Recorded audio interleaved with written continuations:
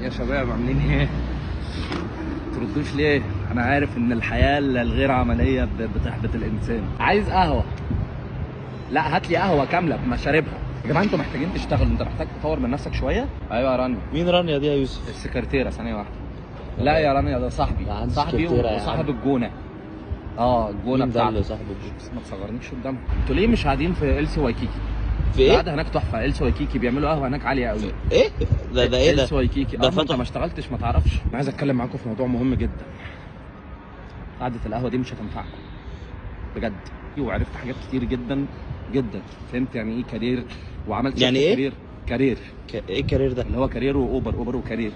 اه ما انت ما بتركبش الحاجات دي، انت مقضيها ميكروباصات، مش هتفهم انا بقول ايه. شغال فين بقى يا يوسف؟ مجهد شغال في شركه بتبيع ايه ولا بتعمل ايه؟ بتبيع منتجات وبتشتري منتجات غيرها. ايه؟